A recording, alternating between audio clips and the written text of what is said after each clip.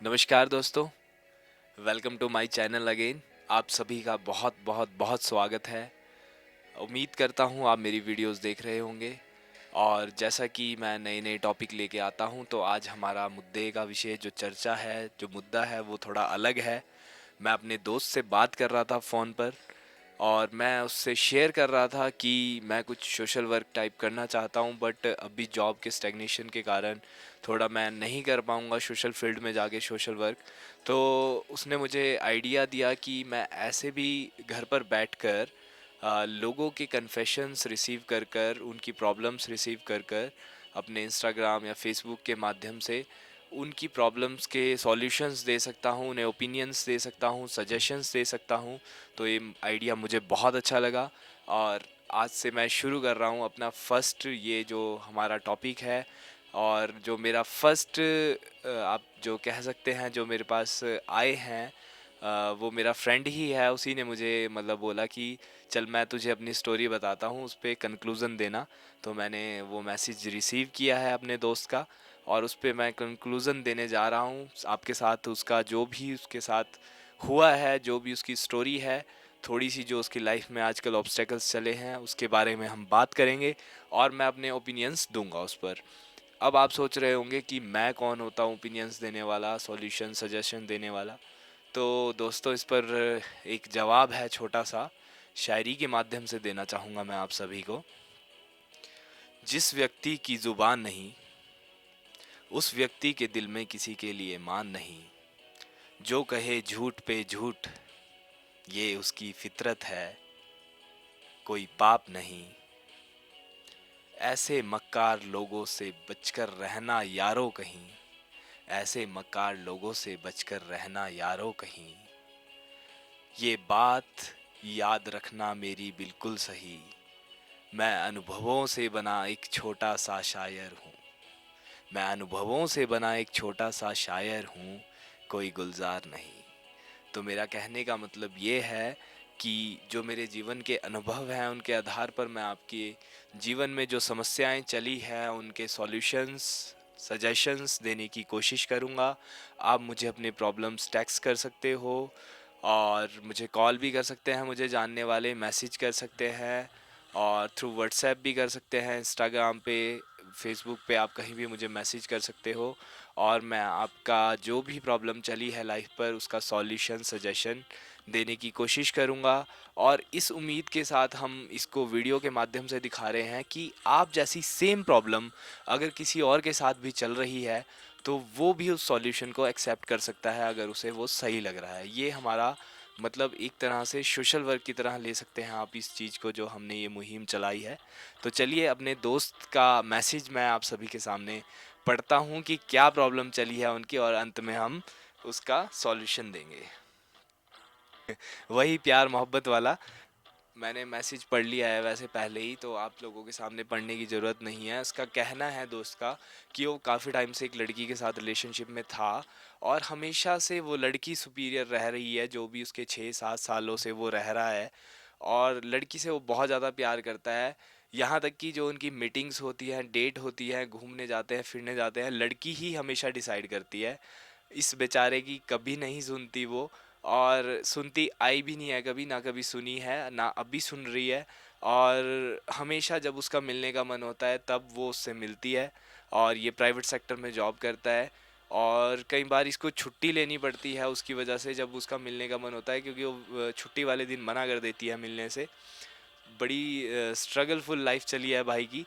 उसके बाद अभी ये रिसेंटली ये बता रहा है कि हमेशा इसने भीख ही मांगी है उससे मिलने के लिए, ये तो इसका प्रॉब्लम चली आ रही है।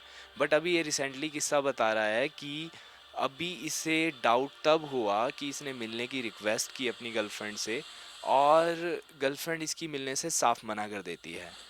और रैंडमली उसके 2 दिन बाद इसकी गर्लफ्रेंड इसके ऑफिस के बाहर, आईटी पार्क के बाहर आगे से कॉल करती है, और कहती है कि चलो बेबी मिलते हैं, मुझे तुम्हारी बहुत याद आ रही है, और प्यार दिखाने लग जाती है। फिर प्यार के बहाने बहाने इसको ले जाती है, बोलती है ड्रिंक करने का मन कर रहा है, तो ये ऑफिस छोड़ के भी उसके साथ ड्रिंक करने निकल पड़ता है। ऑफिस में झूठ बोल के या कुछ भी बोल के ड्रिंक करने चले गया ये उसके साथ। वहाँ इसने लड़की ने प्यार मोहब्बत के वादे किए कि अब से मैं तुम्हारे अकॉर्डिंग चलूँगी, आऊँगी तुमसे मिलने। और बाद में क्या होता है, बेचारा अगले दिन मैसेज करता है उसे और वो दोबारा से बोल देती है मूड मत ख़राब करो, बकवास मत करो, तुमसे मैं मिल ली। अब ये क्वेश्चन ये कर रहा है कि क्या वो सच में इसके प्यार में मिलने आई, या वो सच में इससे प्यार करती है और उसकी कोई प्रॉब्लम है।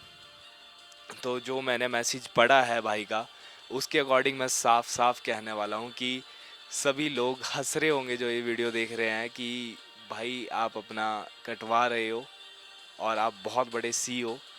आपको ऐसे घटिया लोगों के एटमॉस्फेयर से दूर हो जाना चाहिए जो सिर्फ अपना सेल्फिशनेस देख रहे हैं, वो सिर्फ आपका यूज़ कर रही है। और जहाँ तक कि मैं बात बताऊँ कि आपने चैट में मेरे पास ये भी लिखा है, मैंने पढ़ा है कि आपने नंबर ऑफ टाइम्स उसको दूसरे लड़कों के साथ पकड़ा है, देखा है और चैट भी पकड़ी है आपने, तब भी आप उसके साथ हो क्योंकि आप उससे प्यार करते हो, आप उससे अटैच हो गए हो दोस्त। तो और वो आपसे बिल्कुल भी इंटरेस्टेड नहीं है आप में, क्योंकि अगर वो आप में इंटरेस्टेड होती तो वो आपके अकॉर्डिंग आपसे मिलने आती। कोई बड़ी बात नहीं है मिलने की, और अपने अकॉर्डिंग अगर वो देख रही है सब कुछ तो वो सिर्फ अपना कंफर्ट जोन लेके चली है।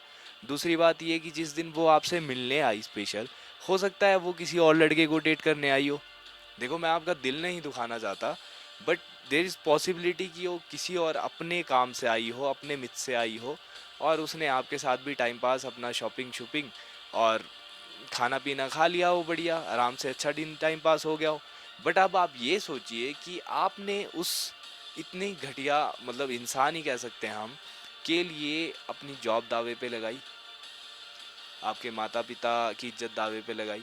क्योंकि अगर आपके ऑफिस वाले आपको पकड़ लेते या कुछ ऊपर नीचे हो जाता तो आपका सस्पेंशन हो जाना था। वैसे भी प्राइवेट जॉब में जॉब की कोई ज़्यादा गारंटी नहीं होती। तो प्लीज़ ब्रदर, ऐसे घटिया इंसान से दूर रहो। मुझे पता है आपके लिए बहुत मुश्किल है, बट जो मेरा अनुभव कह रहा है, ये लड़की बिल्कुल बेकार है और आपके अलावा कई लड़कों का ये इस तरीके से बेवकूफ़ बना रही होगी।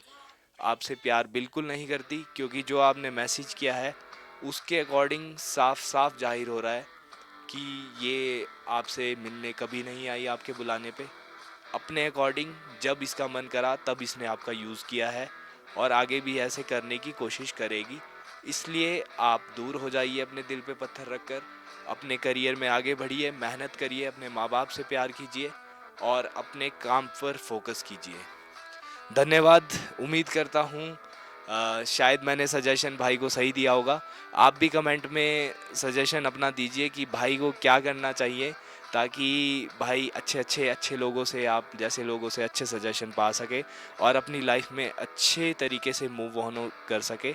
और मैं ये भी कहना चाहूँगा साथ साथ कि कुछ लोगों के कारण रिलेशनशिप बदनाम होते हैं। कई अच्छे लोग भी हैं रिलेशन में और जो एक दूसरे को कॉपरेट करते हैं, एक दूसरे जब बीमार होते हैं एक दूसरे का साथ देते हैं, एक दूसरे का मिलने का मन करता है तो उन्हें सपोर्ट करते हैं। और जो मैं इनके बारे में ये केस सुन रहा हूँ इस लड़की का, ये तो बिल्कुल घटिया है मेरी नज़र में। ऐसे रिलेशनशिप का कोई फ़ायदा नहीं है और ऐसे लोगों को अपनी ज़िंदगी में रखना तो आप अपने पैर पर कुल्हाड़ी मारने जैसा काम। अगर आपकी भी कोई लाइफ में प्रॉब्लम चली है, प्यार, इश्क, मोहब्बत, घर की कोई भी फैमिली प्रॉब्लम, आप मुझे टेक्स्ट कर सकते हो, हम उस पर डिस्कस करेंगे और एक अच्छे से अच्छा सॉल्यूशन देने की कोशिश करेंगे आपको। और भाई के लिए सॉल्यूशन लास्ट में यही है, भाई यू आर ग्रेट, मैं आपको पर्सनली जानता हूँ, आप बहुत कुछ कर सकते हो, बस इस चीज़ से निकलो, आपको और अच्छे दोस्त मिलेंगे, बहुत अच्छी लड़की भी मिल जाएगी। बट ये लड़की आपके लिए नहीं है, ये बिल्कुल घटिया है। आपने इतना बड़ा सेक्रीफाइस इसके लिए किया, उसके बावजूद भी इसने आपसे बार बार मिलने के लिए मना किया है। पूरा टेक्स्ट मैं लोगों को पढ़ के नहीं सुना सकता आपका, क्योंकि बहुत बड़ी स्टोरी है, दर्दनाक स्टोरी है। तो thank you brother, I hope आपको मेरा सजेशन पसंद आया होगा। Thank you.